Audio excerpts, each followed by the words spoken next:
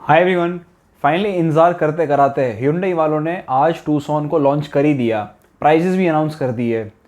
कितना मतलब पहले 2 साल इंतज़ार कराई, फिर उसके बाद 6 दिन और इंतज़ार कराया, लेकिन ले दे के प्राइजेस पता चल गए। पहले तो उन्होंने सिर्फ लोएस्ट वेरिएंट का प्राइस बताया था, सारे वेरिएंट्स के प्राइस बताया नहीं। फिर थोड़ी देर के बाद बाकी सारे वेरिएंट्स के प्राइजेस बताए थे, क्योंकि न्यूज़ मीडिया रिपोर्ट्स में यही आ रहा था कि इंट्रोडक्टरी ऑफर ये है that it is starting from 27.7 lakhs and the rest of the prices of the rest of the variants will follow. ये इंट्रोडक्टरी प्राइस ना, ये मेरे को सबसे खतरनाक चीज़ लगती है। ये एक बड़ी अच्छी स्ट्रैटेजी निकाल रखी है कंपनी वालों ने कि एकदम से फटाफट फटाफट बुकिंग ले लो, एक स्कैरसिटी सी क्रिएट करके ना कि भाई इंट्रोडक्टरी प्राइस है, फटाफट बुकिंग करा लो, बाद में अगर बुकिंग कराओगे तो प्राइसेस बढ़ जाएंगे, गाड़ी महंगी मिलेगी। और खैर ये तरीका काम भी कर रहा है। काफ़ी सारी गाड़ियों के केसेस में आपने रिसेंटली देखा होगा कि इतनी भीड़ मच जाती है, इतने लोग आ जाते हैं बुक कराने के लिए कि ऐसा लगता है कि किसी गाड़ी की नहीं बल्कि किसी मेले की टिकट की बुकिंग चल रही हो।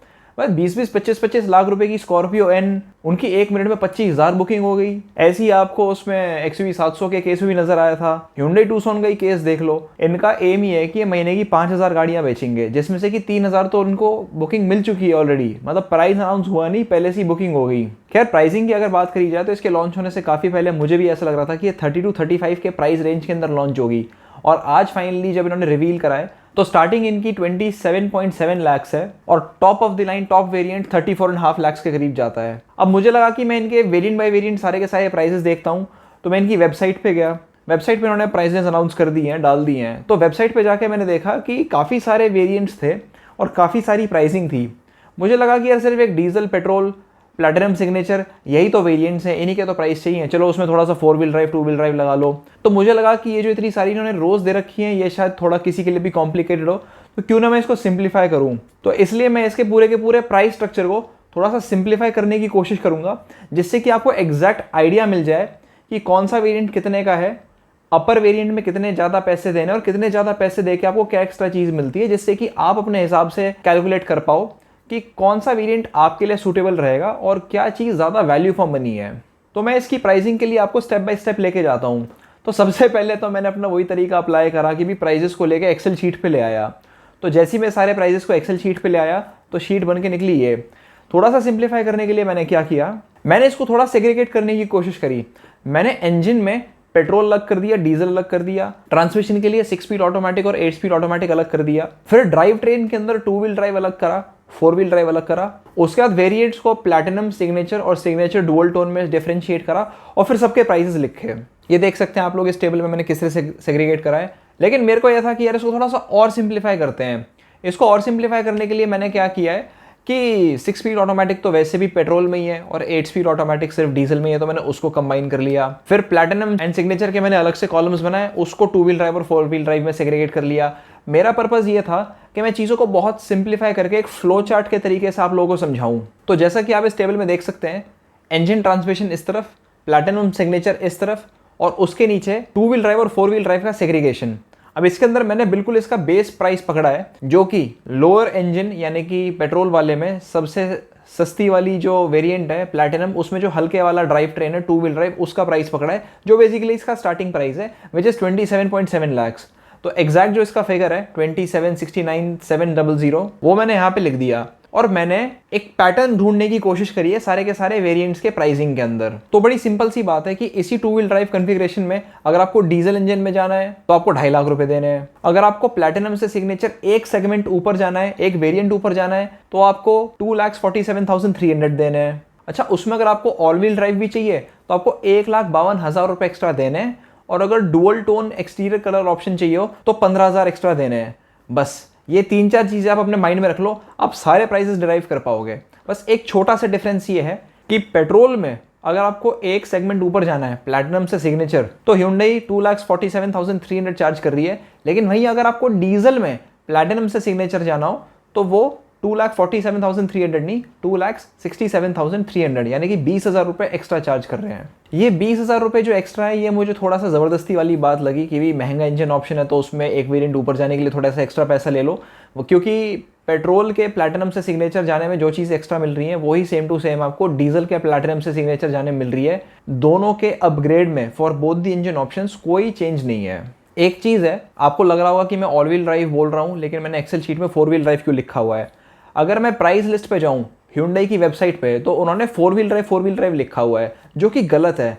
Hyundai Tucson में फोर व्हील ड्राइव नहीं आता, उसमें ऑल व्हील ड्राइव आता है। और यही सेम चीज़ उन्होंने अपने ब्रोशर में भी मेंशन करी हुई है। ब्रोशर में भी इन्होंने क्लियर लिखा हुआ है कि ऑल व्हील ड्राइव है, एच ट्रैक सिस्टम है, यानी कि Hyundai ट्रैक्शन कंट्रोल सिस्टम है। तो ये सारा का सारा इलेक्ट्रॉनिक्स से, ब्रेकिंग से और कपलिंग क्लच से कंट्रोल्ड है, इसमें कोई ट्रांसफर केस नहीं है। लेकिन चलो कोई बात नहीं, क्योंकि Hyundai ने अपनी वेबसाइट पे प्राइसिंग के अंदर फोर व्हील ड्राइव वेरिएंट लिख दिया, तो मैंने भी यहाँ फोर व्हील ड्राइव लिख दिया। इनफैक्ट अगर आप ब्रोशर में भी जाओगे तो ब्रोशर में भी नीचे स्पेसिफिकेशंस के अंदर आप देखोगे तो वहाँ भी फोर व्हील ड्राइव लिखा हुआ है, जो कि गलत है, ऑल व्हील ड्राइव होना चाहिए था। अगर ये सचमुच में फोर व्हील ड्राइव होता तो और ज़्यादा महंगा होता, क्योंकि स्कॉर्पियो एन का जो फोर व्हील ड्राइव सिस्टम है वो 2,45,000 रुपये ज़्यादा है as compare to the corresponding two wheel drive variant.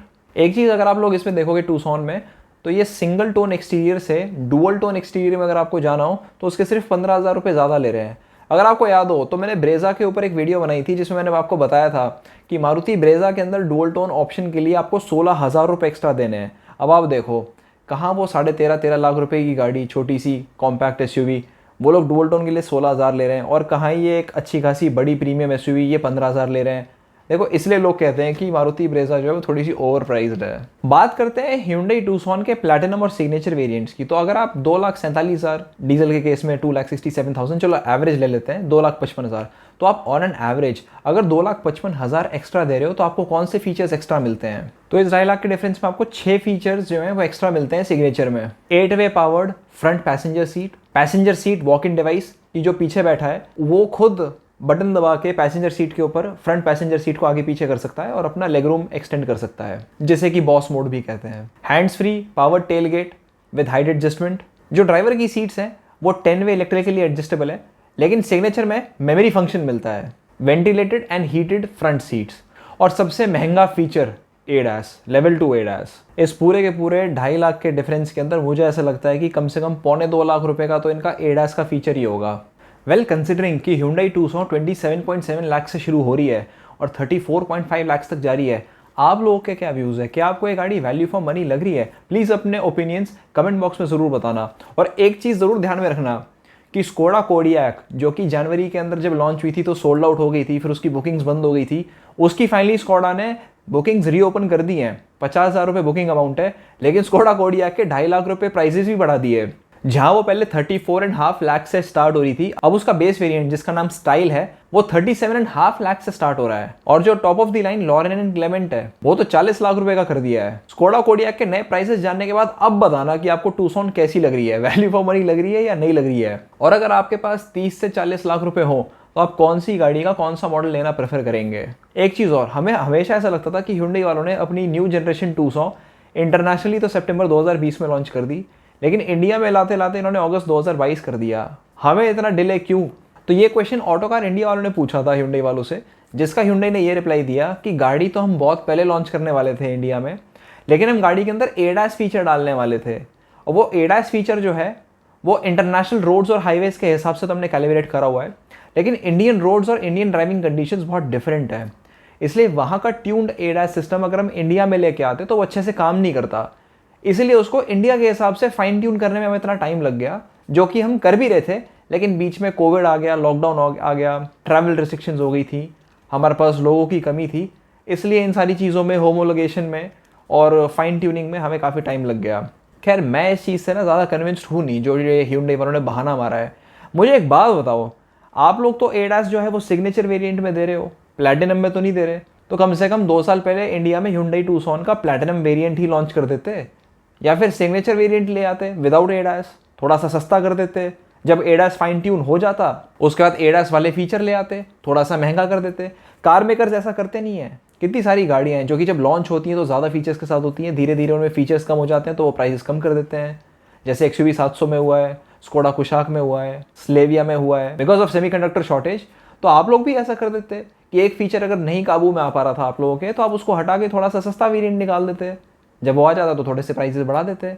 Volvo के साथ भी तो हुआ था। वॉल्वो ने जब इंडिया में जून 2015 में अपनी XC90 SUV लॉन्च करी थी तो उसमें इंडियन वर्जन में सारे के सारे ADAS सिस्टम्स डिसेबल्ड थे, जबकि इंटरनेशनल मार्केट्स में वही सेम XC90 सारे ADAS फीचर्स के साथ बिकती थी, क्योंकि इंडिया में उस टाइम पे रेडार फ्रीक्वेंसी स्पेक्ट्रम्स पे रिस्ट्रिक्शन थी। गवर्नमेंट के डिपार्टमेंट ऑफ टेलीकम्युनिकेशंस ने वो पर्टिकुलर फ्रीक्वेंसी बैंड्स जो कि रेडार बेस्ड सिस्टम यूज़ करते हैं उन्हें रिजर्व और रेगुलेट कर रखा था, लेकिन एंड 2015 के अंदर उन्होंने इसको डी लाइसेंस कर दिया और 2016 में उन्होंने कार मैन्युफैक्चरर्स को ऑफिशियल क्लियरेंस दे दी थी इस फ्रीक्वेंसी यूज़ करने के लिए। और ये सारी की सारी टॉक्स और ये सारी की सारी बातें वॉल्वो ने करी थी। एक बार वॉल्वो के S90 जो कि फिर फाइनली सितंबर 2016 में लॉन्च हुई थी, उसमें एडास फीचर्स आए। फिर उन्होंने XC90 के अंदर इंट्रोड्यूस किया था, बाद में इन्होंने सॉफ्टवेयर अपग्रेड किया था सर्विस सेंटर्स में सारी गाड़ियों का, और उसके बाद फिर मर्सिडीज़ भी आई अपने एडास फीचर्स लेकर। तो ऐसे ऐसे चीज़ डेवलप हुई थी। पर इसका मतलब ये तो नहीं है ना कि वॉल्वो अपनी XC90 इंडिया में लॉन्च ही ना करता इस चक्कर में कि नहीं हमारा वो एडास का फीचर है वो इंडिया में अलाउड नहीं है तो हम इस गाड़ी को लॉन्च ही नहीं करते। तो यार मैं इस रीजनिंग के साथ बिल्कुल कन्विंस्ड नहीं हूँ। ये सिर्फ एक एक्सक्यूज़ है इंडिया में किसी कार को लेट लॉन्च करने के लिए। अच्छा चलो ठीक है, कोई बात नहीं, टूसॉन को आपने रीज़न दे दिया, क्रेटा का क्या रीज़न है? क्रेटा तो निकाल दी ना इंडोनेशिया में, उसको क्यों नहीं ला रहे इंडिया में? अब Hyundai वाले वैसे तो ये भी क्लेम कर रहे हैं कि फ्यूचर जो क्रेटा होगी जो आने वाली होगी इंडिया में उसके अंदर भी वो एडास सिस्टम लाएंगे, क्योंकि इंडोनेशिया में जो टॉप मॉडल्स हैं क्रेटा के उसमें तो हैं। तो ठीक है, एडास सिस्टम तो आपने कर दिए फाइन ट्यून, आ गए टूसॉन में, कर देते नई क्रेटा लॉन्च। लेकिन नहीं, नई क्रेटा भी लॉन्च करने में आप 2023 लगा दोगे। खैर Hyundai वालों की मर्जी है भाई उनकी गाड़ियाँ हैं, वो जब मर्जी लाएं। और वैसे भी जब करंट Hyundai क्रेटा के पीछे ही इतनी डिमांड है, उसी के लिए इतना वेटिंग पीरियड है, उसी की इतनी सेल्स है, लास्ट मंथ जुलाई 2022 में तो वो इंडिया की 7th हाईएस्ट सेलिंग कार रही है। तो Hyundai वालों को भी कोई टेंशन नहीं है, कोई जल्दी नहीं है नई क्रेटा निकालने की। तो ये थे भी थोड़े से कुछ क्विक अपडेट्स हल्के फुल्के टूसॉन के बारे में। अगर टूसॉन से रिलेटेड कुछ क्वेश्चंस हो तो आप वो भी कमेंट्स में डाल सकते हैं। और एक चीज़ और, मैं कुछ टाइम में Hyundai Alcazar का रिव्यू करने वाला हूँ, तो अगर Hyundai Alcazar को लेके आपके मन में कुछ सवाल हो तो वो ज़रूर आप कमेंट्स में डाल देना प्लीज़, ताकि मैं वो चीज़ कवर कर दूँ रिव्यू में। अगर Hyundai Tucson के बारे में आप और भी ज़्यादा जानना चाहते हो और आपको ऐसा लगता है कि इस वीडियो में उन चीज़ों के बारे में बात नहीं हुई, तो आप इस वीडियो के ऊपर क्लिक कर सकते हो। वो मैंने कुछ टाइम पहले बनाई थी और उसके अंदर मैंने Hyundai Tucson के सारे फीचर्स को बहुत डिटेल में डिस्कस किया था। अभी के लिए सिर्फ इतना ही, बाय।